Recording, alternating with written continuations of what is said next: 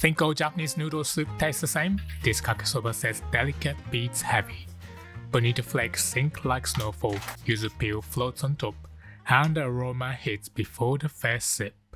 A printable version of this recipe is available on my website. You can Google Kake Soba Sudachi to grab yours. Before we start, let's talk about the noodles. Unlike udon noodles, any variations are perfectly fine for soba noodles in my opinion.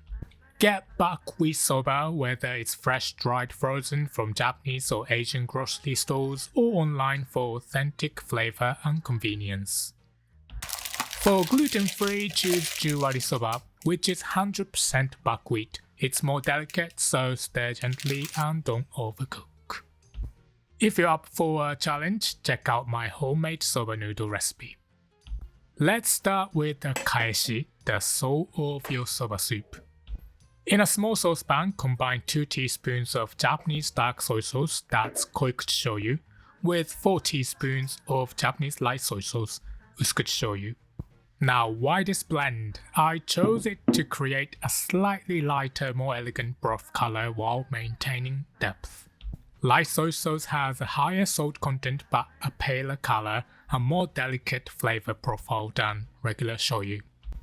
If you only have regular Japanese soy sauce in your pantry, use that, but add just a tiny bit more to compensate for the lower salinity.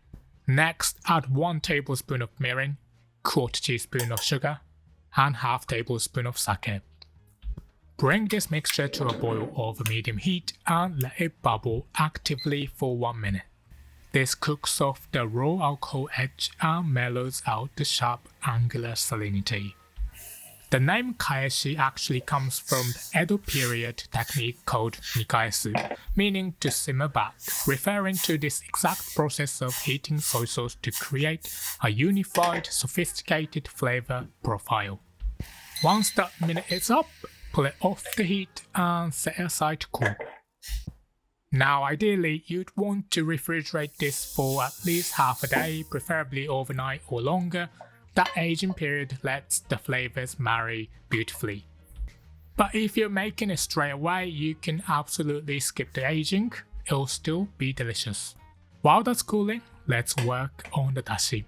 Pour 500 ml of your prepared dashi into a separate pot. I'm using a 16 cm Yukihira pot here. And heat it until you see the first tiny bubbles forming at the edges just before a full boil.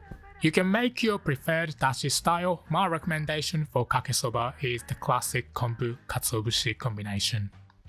Since Kake Soba is so delicate, homemade dashi is ideal, followed by high quality tea bag style dashi packets. Instant granulated dashi is an emergency backup, but certainly not my first choice for this. If you want to make it plant-based, you can prepare vegan dashi ahead of time. Turn off the heat immediately when you see those little bubbles. Now comes my small secret step that makes all the difference.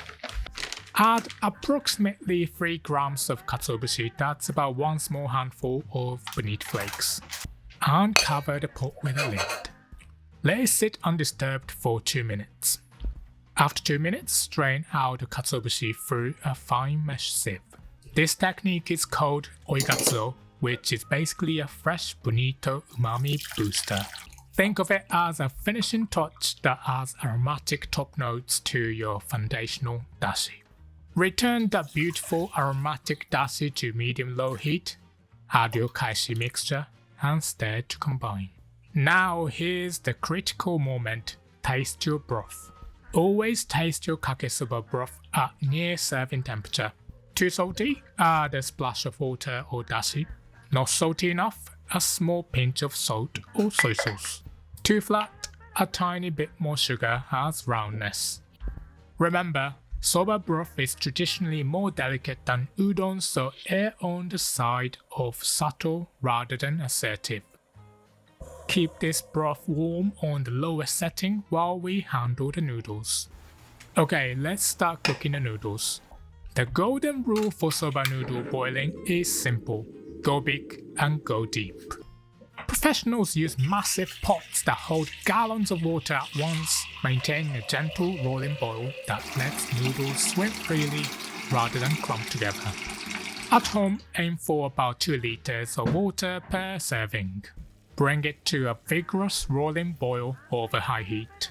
When you see large bubbles breaking the surface consistently, add your 2 portions of soba noodles and cook for a tiny bit shorter than the package states.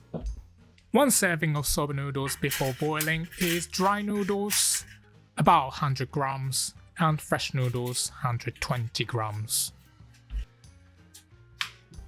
Leave the lid off entirely. Covering the pot creates too much heat buildup, causing the starch foam to explode upward in an instant kitchen disaster. For the first minute after adding noodles, gently separate the strands with chopsticks or tongs using a slow swimming motion rather than aggressive stirring. If the foam surges, lower the heat or pull the pot off the burner instead of adding water. That milky water you're boiling your noodles in isn't waste, it's soba-yu. Japanese soba culture includes pouring this starchy liquid into your leftover dipping sauce at the end of the meal, creating a warming soup. To show you, we'll save some on the side if you want to try it later. The moment your timer goes off, drain the noodles into a colander. Then immediately rinse them under cold running water. Ice water is even better.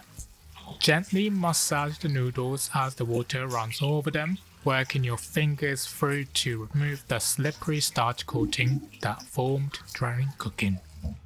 You might be thinking, wait, I'm making hot noodle soup, so why rinse them in cold water? Even though they'll end up in hot broth, this cold rinse and shock step is what gives them clean flavor and proper texture. Finally, pour hot water over the noodles to rewarm them. Make sure to do this right before assembling. Warming them too early will result in fragile noodles that break easily. And optional but recommended, also warm your serving bowls with boiling water, then drain. This prevents heat loss so the broth stays nice and hot. Assembly time. Portion the noodles into your bowls, pour in the beautiful aromatic hot broth, and loosen once with chopsticks until the strands separate. I'm topping mine with finely chopped green onions, a sprinkle of shichimi togarashi, and yuzu peel. And let me tell you, yuzu peel really makes this soup elegant. Orange or Meyer lemon is a good substitute. That citrus note just floats on top and transforms the whole experience through your nose. Of course, you can customize this however you like too. For richness, add an onsen tamago, tempura, or tenkatsu.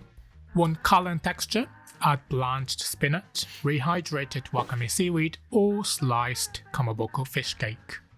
For sweet savory contrast, top with kitsune to transform this into kitsune soba, or add slices of seared duck breast for kamonanban soba.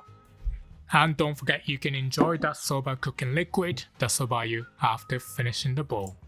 Enjoy every warming delicious bite. Want even more delicious recipes? Grab my free cookbook from the link in the description. Okay, let's go over the ingredients one more time. And if you're ready to cook, grab the written instructions by clicking the full recipe box with a picture that's about to pop up on your screen. That's a wrap. You can find the full printable version of this recipe on my website, linked right here on the screen. It has all the extra details to help you get it perfect every time.